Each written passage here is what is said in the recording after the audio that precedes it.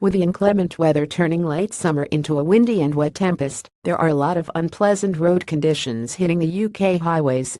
One of the more dangerous of these is suddenly encountering floodwater. Usually, a driver has no idea how deep it is, and if they are the only car in the vicinity, even entering it can be a risk. Even the most modern of cars risk damaging electrics in the engine if they are suddenly deluged from below. Here is the best way of dealing with such a watery encounter. Avoid it. If possible, even turning your car around and finding another route could be the best option if the road is suddenly blocked by the results of a burst riverbank or extreme runoff following a heavy downpour.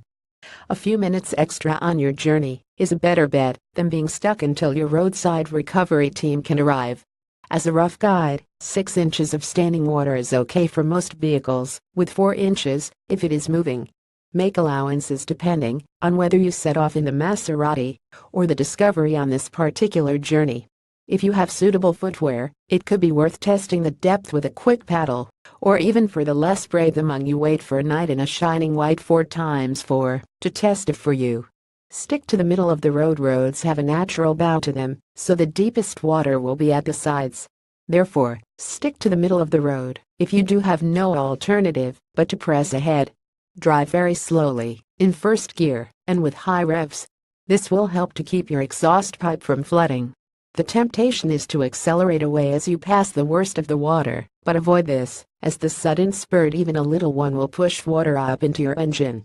Take care whatever you drive, even big old 4x4s are at risk.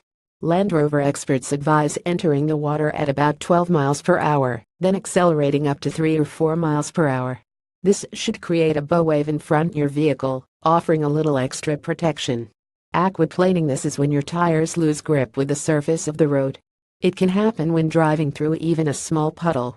You will lose the ability to steer, and will probably incur the wrath of pedestrians if you soak them through driving too quickly. Other drivers do. Be especially aware of other drivers. There is no underestimating the stupidity of some vehicle owners. Remember, you could well be in the middle of the road and reluctant to swerve out of the way of a maniac afterwards. Once you are at the other side, check your brakes as soon as you can and use them gently until they dry out.